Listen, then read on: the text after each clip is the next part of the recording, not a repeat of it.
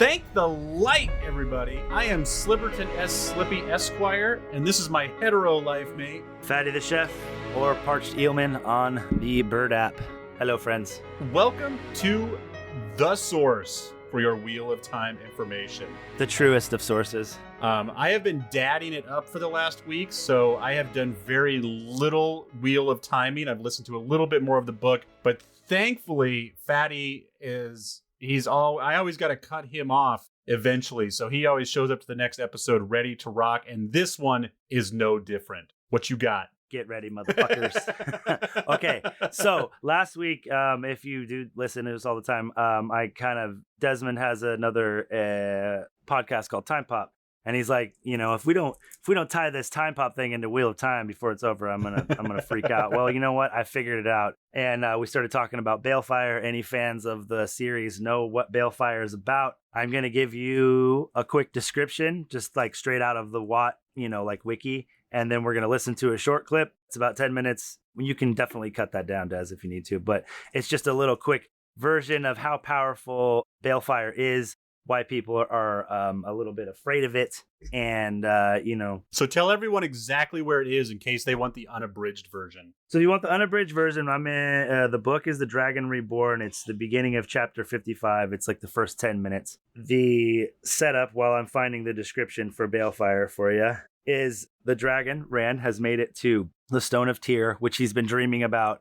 which I think is why he's separating from them early, which is why I think this is where this season 2 could end or come close to, is there's a really important sa'angreal for men called Kalendor, and it's the sword that cannot be touched because only the dragon can draw it from its magic traps. And there is a Forsaken.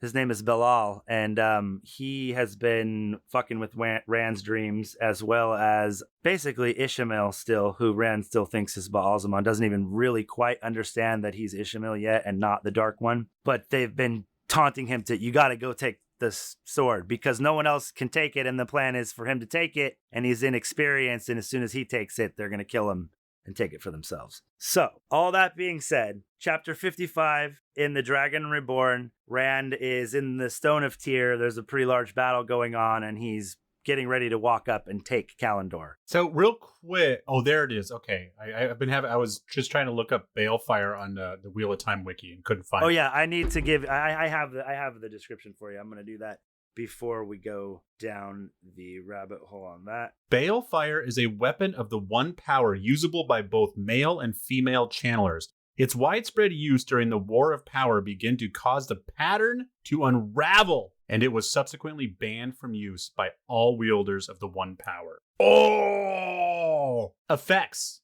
Typically, when struck with Balefire, the target's colors will reverse. A half-man will appear as white clothes on a black body instead of black clothes on a white body, and the object will fade away. It began in the War of Power, and it started being used really widespread, and then they realized what it did to the pattern. When a target is struck with Balefire, it's destroyed in an amount of how much Balefire you use. So if you use a really big piece of it, it will burn its thread from the pattern further back. So in that sense, I think it's a little more butterfly effecty than time travel-y, but you can get some of the same benefits of, there are people who get deaded out and then suddenly are alive again because the person who killed them got burned the fuck out. And one of the reasons why Balefire is a really big deal is because if you just kill a Forsaken, Dark One can just go snatch his soul, put him in another body, get back out there, buddy. And if you Balefire them, you destroy them. Oh. Even the Dark One cannot step out of time and save someone from Balefire. Ooh. That's one of the reasons why the good guys really want to use it. The bad guys aren't afraid to use it, but they're like, if we use it too much, it's going to just destroy what we're trying to take over. So there is something that if you were to destroy a bunch of people in it, or a bunch of Trollocs, or, in one fell swoop, there's something called a Bale Scream. It's almost described as like a ripping or tearing of like denim or higher pitch, but sort of like that, because there's so many, the pattern's trying to correct this giant hole that just got ripped in it. So Balefire is something that is very, very, very, very cool and very dangerous. And here is a cool example of it being used just real quick by somebody to destroy somebody. Are we ready? Yeah, let's light this candle. Are you still? I just see you reading with your mouth open, like, oh my god. I already have a whole nother tangent I'm ready to go on, and I'm trying to bite my tongue. So just okay. Let's listen to the clip, and then we'll dive in. Yes, I knew I could get you fired up for it. Yes, you're like, dude, I got nothing this week. I'm getting dad fucked. I'm like, bro, I have got you. I'm gonna get. I got a few things that just like you're gonna touch your tongue to the milk like a little kitten, and then just lap up the whole bowl. All right, if you're ready, here we go. Like I said, Stone of Tear. I gotta focus. There's a battle going around. Rand is getting ready to get the guts up to go take Kalendor. Moiraine is there with him. She can still channel at this point. And Balal, who is a Forsaken, is goading him into taking it. So here we go. What is written in prophecy? Rand entered the chamber slowly. He stepped out beneath a great dome and saw what he sought. Kalendor. If I am the Dragon Reborn, if I am not just some half-mad man cursed with the ability to channel, take it, Luz Theron. Take it. The Forsaken are already calling him Luz Theron to his face. He spun to face the voice. Rand had no idea who he was, but he had seen him in his dreams. You won't need to get to know him. Put them in a cage, he said. Egwene and Nynaeve and Elaine. In my dreams, I mean to use them more, Kinslayer. Call me Belal. Take it. Balal snapped. He wants him to take it because he can't. It's like a glittering crystal sword, but it's a very powerful saw Angreal. Like it will, like Rand's already so powerful, it'll make him 4 times as powerful. This dude knows that Rand, raw power, can just pretty much fuck him up, but he's untrained still. So he's thinking if he can get him to take it now and then just kill him real quick, then Kalendor is his and he can challenge anyone. Because he'll be easily as strong as even the strongest. This guy is one of them kind of fair to middle and Forsaken. And so if he gets this, he shoots up the ranks pretty quickly. So he's really just trying to goad Rand. Countryman. Perhaps it will be enough to help you survive. Rand's that fucking Y kid. Yeah, I'll take it. But why do you want me to take it so bad? Why do you care? Take Kalendor. 3,000 years while I lay imprisoned, it has waited there for you. One of the most powerful sangreal we ever made. The Forsaken laughed, amused, swinging his blade in quick flourishes to either side of him. This time you have not learned enough. This time, Luz Theron, I will kill you. Bilal's mockery deepened. Perhaps if you take Kalendor, you might extend your life a little longer. A little longer. But the doubts were still strong in Rand. Kalendor could only be touched by the Dragon Reborn. But was he truly the Dragon Reborn? If he raced to touch Kalendor in truth, not in a dream, would his hand meet an invisible wall? Yeah, this is like he's already done some stuff to prove himself the dragon, but like this is the big one. Like if he takes this, the world won't deny it anymore. They can't. And was driven back. Everybody knows this prophecy. The falling leaf met watered silk. The cat dances on the wall, met the boar rushes downhill. What happens if he's not the chosen one? Does he die when he touches it? Just can't get it, and then that Forsaken will probably murder him. Rolling to his feet to confront the stone falls from just means he's not the dragon. Balal raised his blade of black fire, snarling, Take it! Take Kalendor and defend yourself! Take it or I will kill you now! If you will not take it, I will slay you! No! Even Balal gave a start at the command in that woman's voice. The Forsaken stepped back out of the arc of Rand's sword and turned his head to frown at Moiraine as she came striding through the battle, her eyes fixed on him, ignoring the screaming deaths around her. She's so gangster. Moiraine had not stopped or slowed while he spoke. She was no more than 30 paces from him when he moved his hand, and she raised both of hers as well. There was an instant of surprise on the Forsaken's face, and he had time to scream, No! Then a bar of white flame, hotter than the sun, shot from the Aes Sedai's hands, a glaring rod that banished all shadows. Before it, Balal became a shape of shimmering motes, specks dancing in the light for less than a heartbeat, flecks consumed before his cry faded. There was silence in the chamber as that bar of light vanished. Silence except for the moans of the wounded. What do you think of that shit? Holy shit. So that's your first example of Balefire. That dude's gone forever. What do you think, man? Moiraine just walks out. He's like, you're nothing. And she's just like, for reals? Zap. Holy. And she Balefired him. He's gone.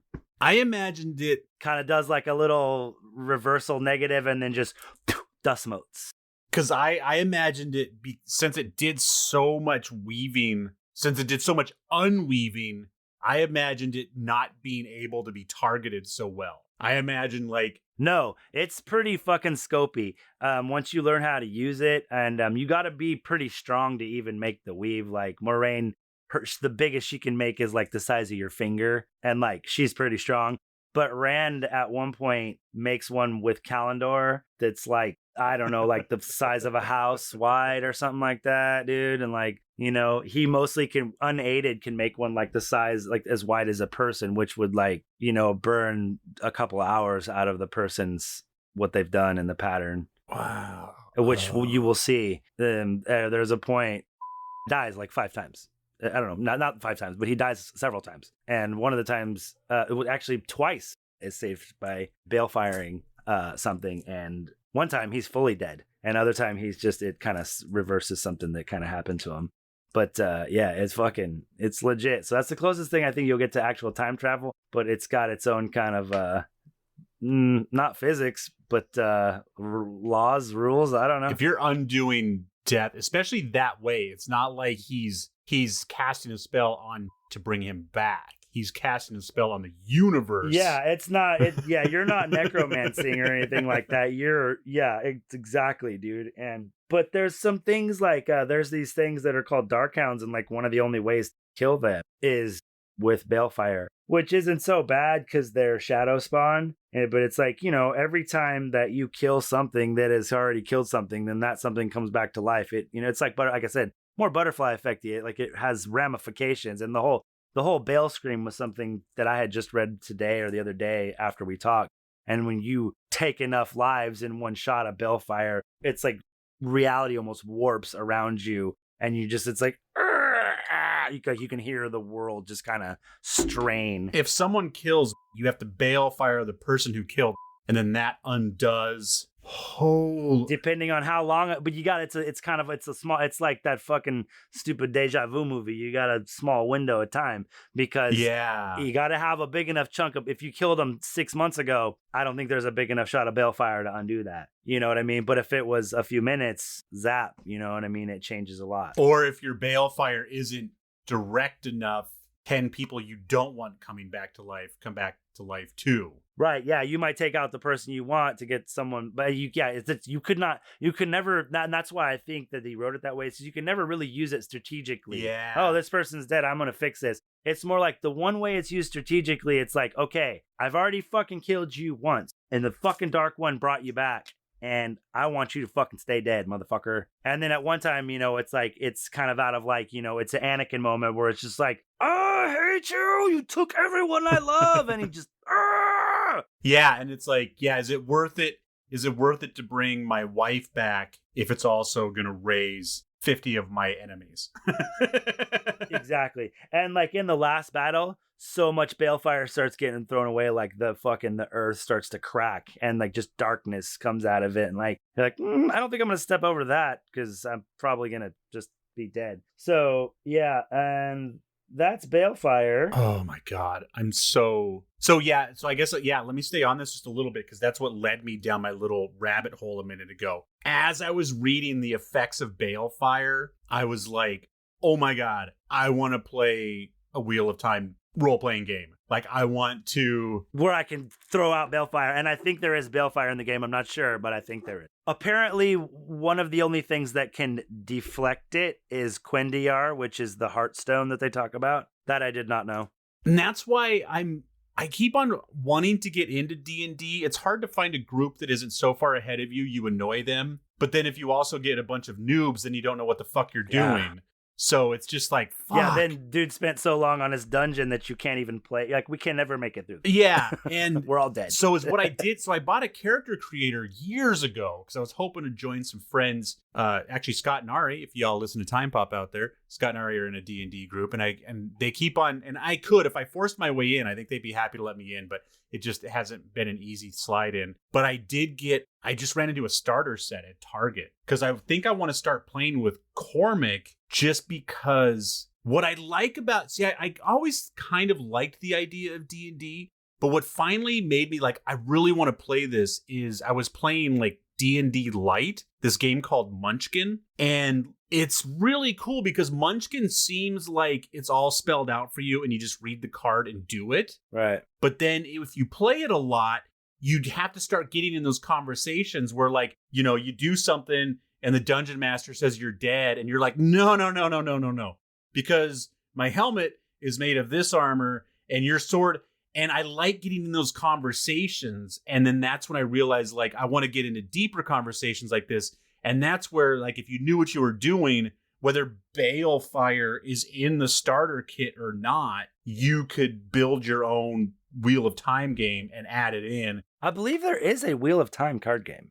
There's a card game, but what I want to do, I think what I want to do is to utilize my D&D stuff that I already have. Is they do have a version of the Wheel and Time role-playing game based on the D&D game set. Those characters or whatever. That's what. And see, I never played that much D&D since I was a little kid. I played it. I had one friend that did it, and then like I started to play like games like Bard's Tale and shit, which were like the first role-playing games, and that was so much funner than me than having to just sit and fucking read as a little kid, because I can now, but you know, just imagine me ADD and also a hyperactive child with no marijuana, none, zero, and it's not fun. And I lived in the country, you know, so it was just like, what? No. But what I would have done, though, I think I would have maybe led the charge had I known, because I thought it was D&D or bust. In the 90s, at least, by then, they were making like sci-fi versions of D&D, and like by the 90s, there was weed and girls.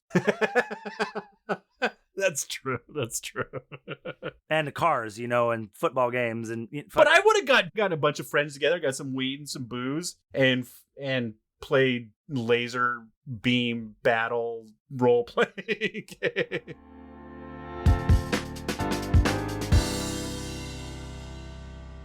So like Balefire, like, you know, like you were saying, man, dad stuff, it gets to you sometimes and you get out of energy. And I'm like, no, dude, I know you're going to be stoked on the Balefire. And that's just a good clip because, you know, it's really Rand coming into his own.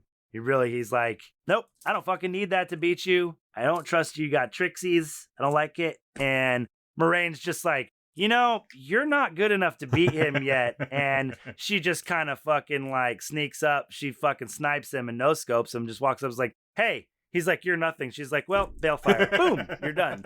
Like by the time he realizes what she's doing, he's like, no. And he's gone.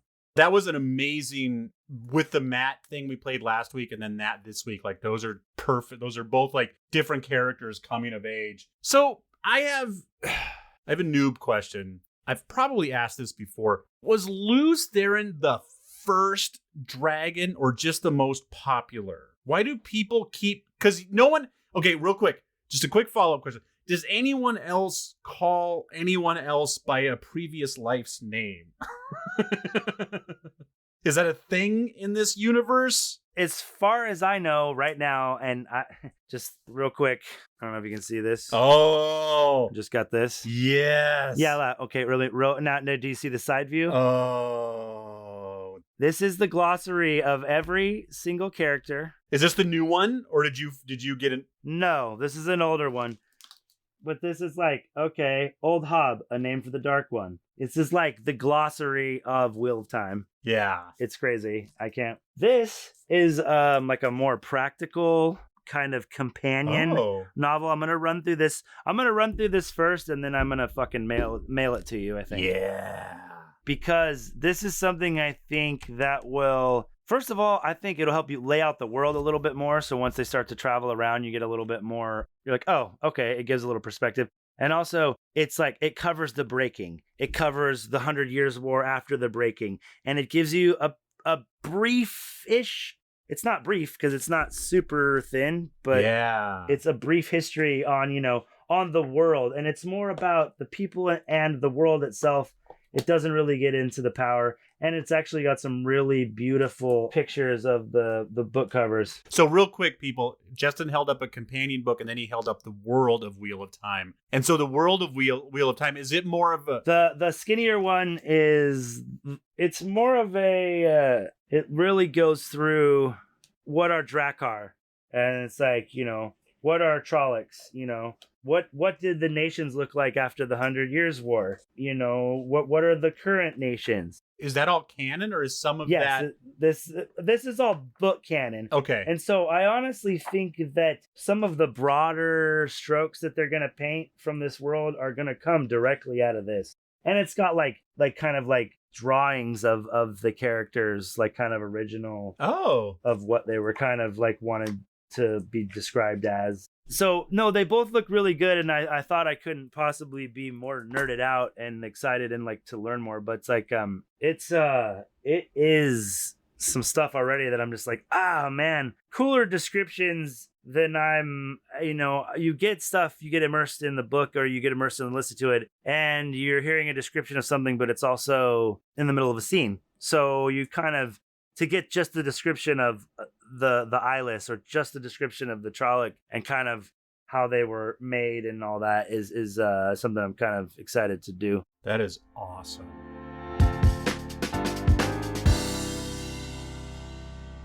Because I've been, it's not like I sit quietly and listen to the book. I try to not be too busy, but I'm driving around, I'm doing stuff, and like I think you're like me. You do it, you listen to it 5 times because you're doing shit. Yeah, I'll find out exactly what chapter I'm in. It's kind of how it sinks in. I'm not too far ahead of where I was. Chapter 11, the road to Tarn Ferry. Oh, they're on the road to Tarn Ferry. Okay. But they keep on jumping kind of in and out of dreams. And so when I'm not listening like super closely, I'm like, what the fuck is going on? Wait, what? What's happening? Yeah. yeah. So I'm a little... Wait, whose dream is this? Confused right now. I think the whole... A little bit of... Oh, God, never mind. You're not reading it. Never mind. Yeah. I was going to say a little bit of a giveaway sometimes, because they don't always like make it clear who the point of view is from. Is the kind of header will be like a wolf, so it's Perrin, or Dice, so it's Matt, or someone who's tied to Matt or whatever, but you're not. Yeah, this is the one time I wish I'd say a better reader, because that's the biggest problem. Like, if I fucking read this, I wouldn't finish it by the time season 2 started. Like, no matter how much I loved it, I'm just such a shitty, slow reader. And the time, too. Like, this I can do while I'm doing dishes. Well, and what's funny, man, is I think if you another fucking, like, 5 chapters or so into this book, and you're going to start going, fuck, I should have went to bed 2 hours ago. Yeah. Why am I still sitting up fucking dicking around in the kitchen cleaning or playing video games or doing whatever and listening to this? I should be doing shit, and dude, and honestly, it's that way definitely all the way through book 3. Book 4 has got some slower moments, but fucking when it's not, it's amazing, and the moments are huge in the 4th book and the 5th book. The Shadow Rising and the Fires of Heaven are 2 really big books. Segue. That's where I'm really gonna be. Galad and Gawain, they got to be coming pretty soon. I'm thinking that Matt's just gonna kind of run into them after he gets, because he's still in Tar Valon. So I'm thinking somehow the dagger's gonna get back there. Like, they're just, because since they skipped Camlin altogether in the show, I'm guessing that somehow that's where we're gonna I think that's how those characters will get introduced. Is there a reason for Podon Fane to go back to Taviran? No, not Taviran. Tar Valon. I don't think so, unless he's going to take that shit back to Liandrin, because he has the dagger, right? He's got the dagger. They've got the horn. So if they're gonna take that back to Liandrin, then that's the only reason why I would think that. Is there any chance that Podon Fane is the Lorraine, the Red Aes Sedai? Who's the Red Aes Sedai that more... Leandrin. That's what I'm saying. Maybe he's the man that she meets in North Harbor. Okay. And maybe he's bringing it back to her. But, he, at this point, at least in the books, like, he is like the Dark One's own personal fucking pet, because he's kind of just been passed up the chain because he's really good at being a kind of little shitbag spy. And he just kind of gets passed around, and he gets stuff done to him in the swearing of his oaths to the Dark One that make him really something more. And then once he gets the dagger, he gets possessed like Matt, but he's also a fucking shitty person. So that becoming with him already being shitty kind of makes him, he becomes this kind of monster of his own that even the Forsaken are a little bit afraid of.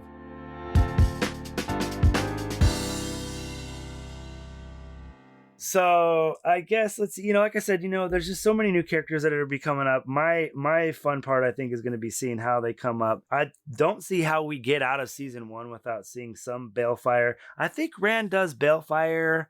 There's somebody I think maybe that does some Balefire, maybe even by accident at some point in Eye of the World. Maybe not until book 2. I think Rand busts it out.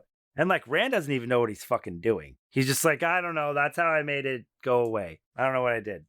At a certain point, Rand starts hearing a voice, and then he realizes it's actually Lews Therin. He's not mad. It's Lews Therin, and he has this constant battle for his, I don't want to say soul, it's more personality-wise, because it's like, it gets to a point where every time he tries to channel, Lews Therin tries to snatch the control of the power from him. And it's like this real internal battle.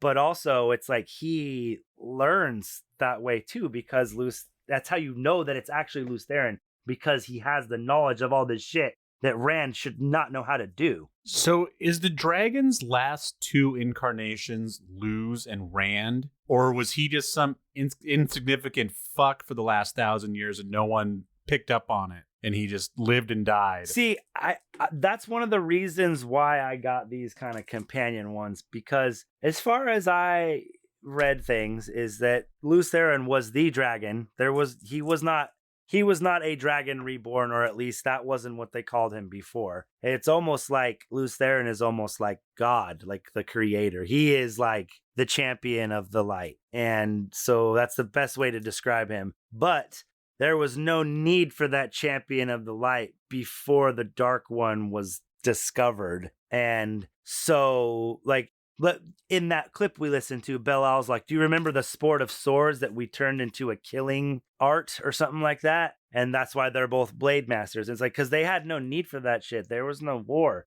And then they drilled into the Dark One's prison and found out this power, and it started to corrupt a certain amount of people. So the wheel weaves as the wheel needs. So there was no need for the dragon until 20 years ago when Rand was born. And it sounds like Ishamael from what he says in the book. And you tell me, that's why, I'm anxious for you to finish the Eye of the World, because one of their kind of conversations in the end is he's like, we've had this battle 1,000 times 1,000. Well, it's like, okay, does that mean that you have done this battle and there was previous Lews Therins that wasn't a dragon and wasn't anything like that, wasn't called Kinslayer? Or does that mean that he has only reached the height of his dragonness twice? Or, a couple of times, because Lews Therin and then now Rand al'Thor, because, he doesn't remember living other lives and dying as a shepherd or a random guy. Segue. Yeah. Episode 1, you told me, I think last week, was like a taste of solitude. So that's a chapter in book 6. Oh, wow. And, I can't even tell you what it means off the top of my head. Like, it's like, I'm like trying to think of what's going on at that point in the book. I'm just like, wow, what? Yeah, it's chapter 18 in The Lord of Chaos, which I believe is book 6. And it's when he goes back to a city called Karheen to, okay. Oh, dude, I know what they're going to do. So check this out. Rand gets, at a certain point, Rand realizes how much knowledge has been lost. And part of it is because he's hearing Lews Therin in his head. And he also starts to dig into whatever city he's in. He starts digging into their libraries. Any spare time he has, he's reading, he's researching. And there's a guy whose name is Herod Fell, who's a historian and a philosopher who's a little crazy, but very smart. And it's how Rand figures out how to do some really important shit. And so I'm thinking that he's going to somehow end up in Karheen, quickly and run into this guy. And Rand actually ends up starting like a library.